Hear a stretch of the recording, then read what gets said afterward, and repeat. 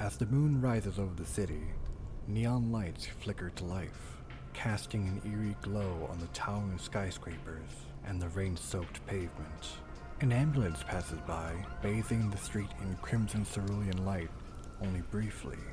In the distance, a lonely freight train calls out in the night air.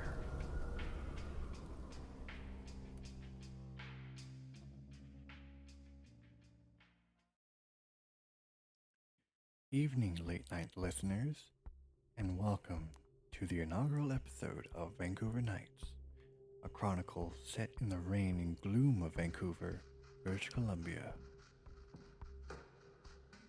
Our game will be a homebrew setting and lore.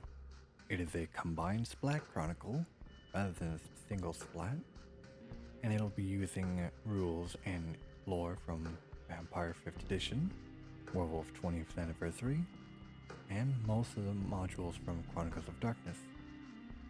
As a disclaimer, this will be a mature game, as there are mature subjects that may follow in the coming episodes.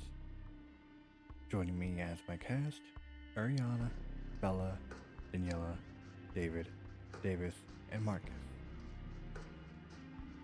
Let's get to know our band of supernatural. Hi, this is Jamie, your storyteller for this chronicle. Tonight, let's introduce you to our dark denizens of Van City. Let's start with Bella, playing Belladonna. Go ahead, give us an introduction. My character is a bisexual, awesome sauce magician. Yeah, it's Belladonna, Melody for short. So when and how did Belladonna learn her magic? How did she learn? Or how old? Both in this case. Oh, okay, so she learned it as a child because she was playing in the forest because she, hates people. So she's like, okay, I'm getting out of this house. I don't want to be around people. So she went to the forest and she's like, oh my god, look at these cool rocks and stuff. And then she's like, scratching her head and playing with a stick. And then she started moving things. She went, wow, I'm a magician. Alright, while we're at it, let's move on to David, who plays Cassandra. Alright, David. So, tell me about your character. My character's name is Cassandro. Cassandro was just 7 years old when he lost his parents in a tragic car accident. As an orphan, he was taken in by an eccentric couple who raised him as their own son. This couple was unable to have their own children and were practitioners of magic and taught Cassandro everything they knew about the path of Acanthus.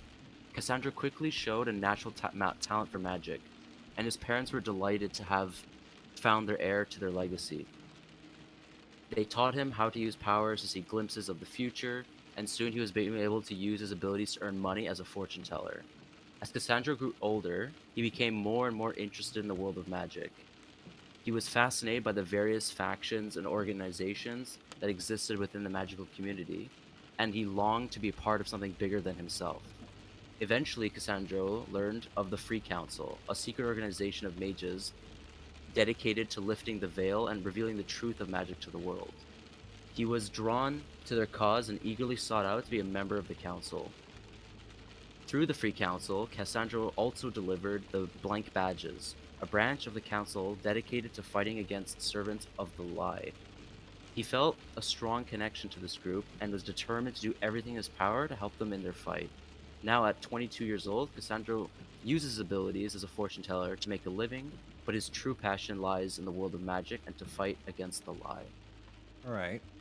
So, let's move on to Davis, plays Noah Guy. Oh, okay. Yeah, my character's name is Noah Guy. He's 21. And he's a juvenile delinquent who likes to beat people up in Vancouver, yes. And he accidentally discovered vampires during a street fight gone wrong. And now he uses his violent tendencies to hunt vampires in Vancouver. Yeah, that's it. Bro just likes beating up people. Let's move on to Marcus, who plays Jagger Sack. Jagger is the kind of guy that you would normally ignore. You can see him most of the time hanging out on the beach.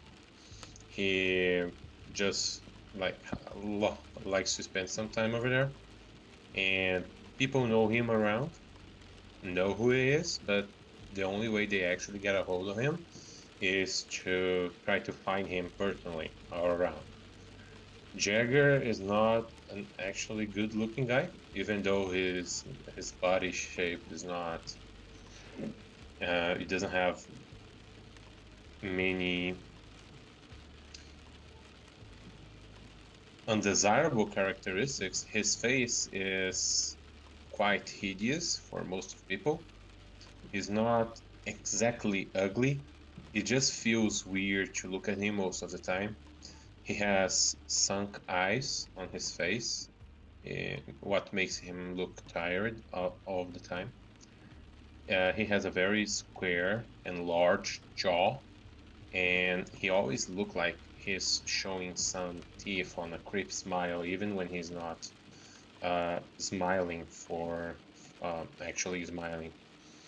He's also has this surfer kind of tone of speaking and slangs, but he actually use his job, his day job is actually as a investigator, which is quite funny how the exchange goes, since he doesn't have a phone, he doesn't have an email.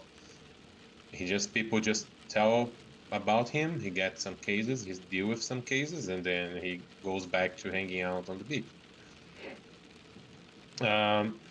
He always been around. Most of the people that know him don't know when he showed up, and most of the information of his life is very secretive. When he's investigating, he's always seen with his trusty Magnum revolver, which is quite effective on his hands. He doesn't use any other weapon. He investigate cases for the regular folk, but he also hunts supernatural creatures for money, and he doesn't seem to have a moral code. He just do whatever people are paying him to do. So he sticks out Okay. from the other hunters. Yes, he's not like the other hunters. He doesn't care about the supernatural beings themselves or what they do. They only care when someone is willing to pay to have someone else killed. Okay. All right, let's move on to our resident Tremere, Fawn, who is played by Daniela. Go ahead and give us an introduction. She was born in a small village in France during the late 1520s, in the midst of the Hundred-Year War between England and France. Her parents were farmers, and they worked hard to provide for their family, and she also had a happy childhood until the English invaded her village. Oh no! And killed her parents, leaving her an orphan. Filled with anger and a thirst for revenge, Fawn joined a group of French soldiers who were fighting against the English. One day, during a battle, she met Sir Edward Cullen, an English knight who was fighting for the English side. She saw an opportunity to avenge her parents' death and attacked him, but he overpowered her. Instead of killing her, Sir Edward was intrigued by her courage and spirit and decided to embrace her as a vampire. At first she was shocked, but then she realized her new powers could help her seek revenge against the English. So killing Sir Edward, Fawn honed her skills as a thief, using her supernatural abilities to slip in and out of wealthy estates unnoticed. After a few decades, she decided to leave Europe and start anew in North America.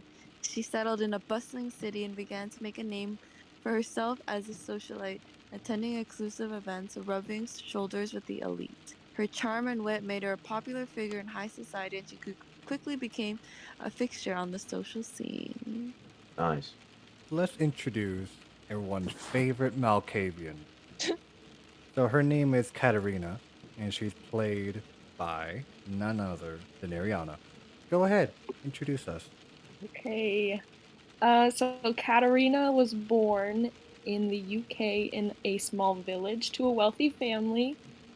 She was known for her beauty and her mind, but she had a little bit of some strange behavior. So she would hang out in the markets at night, where she eventually met a fellow vampire named Bloody Mary, previous to her turning herself. And Bloody Mary invited her to her home, which was a castle somewhere in another nearby place. And Bloody Mary turned Katerina, and eventually Katerina started to go a little bit crazy later on with each year that she stayed there. So she would hear voices from the dead and see visions of the future that would scare her a little bit, drive her a little mad. She tried to control it through her routines and meditation, but it never worked. So in the late 1700s, she left and she moved to the 13 colonies during the American Revolution and watched from the sidelines as everything went badly. And essentially, her madness just led her to travel across countries, following all the voices in her head. And today, she is still driven by her crazy mind. So, yeah. So we had our first session at Ariana's place, and what happened was that you all robbed a casino, specifically the Park Vancouver. So let me ask, how did your characters feel when they were given the assignment? I felt happy that I wasn't gonna be broke anymore. It was fun. I like to murder people. Well, of course. Of course, it's only natural. How much money did everyone make off with again? I think I had like 400K. I had the most. Yeah, like 600, right? 600,000, I think. 600,000. I had the most. 'Cause, crazy girls get the money. Makes sense. Yeah, I I think. when you guys Yeah, go ahead. robbed the casino, you found out that there was a proprietor of the casino and of many properties in the city. Now you later learned was a vampire prince. Yeah, we did. And I guess we're on the werewolf side now? Yeah, Because they were the ones that hired us, I guess? For now. Oh, we For also now. For we now. have something in our possession that they want. yeah, the Oh runestone. yeah, the runestone, yes. The werewolf runestone. Yeah. We gave them, right? And they put on the top of the tower. Yeah, so now they are more powerful? Well, they're I guess, I prepping don't for know. a war against the vampires. Right. And we'll just watch and see who wins and then join that side, I guess. Or run. We'll see. We will. Guys, what, do you want to go back around to the original question? Which was? How do we How feel? we felt about the quest, I guess. I felt that it was a good job. A good first job, you know? Yeah. It went well. It's There's just only because two. He asking stuff like kind of in an order of events, and we just kept going into the end of the session. I don't know if you want to us to give you more about how the characters were feeling with the beginning of the quest. Like you asked about receiving the quest, right? Yeah. When you receive the assignment, you're offered mass fortune at great. Well, yeah, that was definitely a big motivator, I guess. Money motivates everyone. My big character, reward, big Jagger, risk. Jagger was Exactly. very confused to how he received a letter without having a Oh, address. any contact information? That is true. But he does have a locker where he keeps like some money. He rents a locker, and I would say he found the letter, stuffed it on that locker. Oh, interesting. A little bit of a paper trail. So it's not completely untraceable. It means someone was watching him. Exactly. Someone was following him. He has a secret admirer or a stalker. Possibly. I mean, I guess if it's from the werewolf clan, they would kind of know where he is because they're good at tracking, right? They're like dogs or something. Yeah, there's some werewolves that don't like me. Even now, I'm pretty sure that there's like a group of werewolves that wants to kill me either way. Ooh. Even after you got their precious runestone? Well, I mean, Yeah, I haven't finished business. Purely business. even though you gave them their precious runestone, it's not like they have their reservations about you. So after you had that whole heist at the Park Vancouver Casino, Uh-huh. your, I want to say, employer gave you a modest studio apartment refurbished from a old warehouse. The frugal Naturally, warehouse? the two vampires that we group, Shamir, Fawn, and the Malkavian Katarina, were given the basement floor, and the rest of you had the main floor. Not so bad. It has some basic furniture and the basic amenities. What more can you ask for, right? A toilet and a room. Well, it's kind of like a prison, if you think about it. How do you think our characters feel? We live in the basement. Well, it's I mean, very you can't dark, be- probably. Probably good for you can't guys, be in right? sunlight. Well, I'll basement, say no that this windows. is- It's This blackout. is more like a base than our home. We can still like leave. This is not. We're not in prison here. Oh, it's just like No. temporary residence. Yeah. No, it's a base. It's a It's a base. base. So we Oh. gather here so we can plan together, and we can have like our money or weapons or plans can have here. But if you Interesting. want to go home and like hang out with your friends, it's fine because Oh, we that's know fair. friends. We business. So we got like a life or outside of the job, I guess. If you want to, right? Yeah, Yeah. if you want to. So, Katerina and Fawn, you each receive a voicemail. Oh, And then afterwards, I will paraphrase on what they were about. I hope this message finds you in auspicious circumstances after your grand larceny of the Vancouver Prince's ties from the gaudy house of chips and dice. Indeed, word has traveled outward of your par excellence, to borrow the romantic language of your heritage. Clan Tremere is especially impressed, as well as how you managed to lurk through unnoticed by the Pimerid. Some of our archivists have speculated that you and many other Antitribu have been sired by an English knight that was once within our ranks during the 100 Years' War. Cullen was delivered the final death, whether that may come as a pleasant surprise or as an unpleasant revelation. House Tremere was once more strict and more organized, compared to the more modern and liberal Tremere of tonight. Although the consequences of unpermitted embraces are, shall we say, severe, the Seattle Tremere are extending an olive branch for you to join us in the Camarilla. Should you feel inclined, seek out our primogen by the name of Necross and tell him that House Tremere sent you. Necross and his network of Nosferatu will gladly aid and inform you of the coup d'etat we have been preparing for some time. I will advise that discerning Necross's eccentric use of language will require some thought before interpretation, but I am sure the Tremere trait of intelligence applies to you as well, neonate. Alright, so I don't know if you guys got all that, but it was a invitation to a vampire organization called the Camarilla, and it was from a representative of the Seattle Tremere. So is that good? I mean, depending on what you think. Greetings, Katerina. I have heard of your exploits and I see potential in you, King Knight. You have a spark that could be useful in our unholy crusade to purify all kindred society. It was a remarkable feat for the Prince of Vancouver to tame the lupines, but you saw and revealed the cracks in his reign. Weakness must be exploited, just like the wolf eyes the lone lamb. You may hear invitations by the Camarilla. Do not heed their words.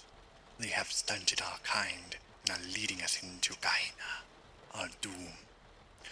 The Camarilla seeks to dilute the purity of our kind, inviting the likes of Sinbloods, Tremere, and Caitiff. The Sabbat must not let this degeneracy fester any more than it already has, as we, the Sword of Cain, must keep Gehenna at bay. From my spies, I hear you are a child of Malka. I know you see truth in my words, mad woman. If you wish to embrace the beast within and show the city that the Sabbat are the true heirs to our dark father, seek one of our missionaries in the slums of City. Gehenna is at hand, and we must prepare when it begins, K-Night. So that voicemail was an invitation to join the Sabbat, a rival organization against the Camarilla. So it seems both you and Fawn are at a crossroads in terms of your loyalties. Oh, so what am I gonna choose? It's up to you. I don't know. Do I want to betray? Well, you have three Think- choices. Traitor. You can join the Oh, well, YOLO. Camarilla, you can join the Sabbat, or you can remain independent. I want to be in. Oh yeah, whatever makes money. Ariana? well, my character, she's already a little crazy. So, betrayal doesn't seem too bad because no one will even notice. Hmm. So, I mean, I will explore both, I feel like. That's a good option. I'll do all. See what happens through the joining of this other rival clan, was it? Yeah, I think that'll be cool Okay. to explore both. I agree.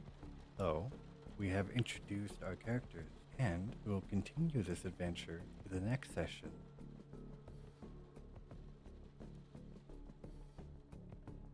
Thank you for listening to an episode of Vancouver Nights.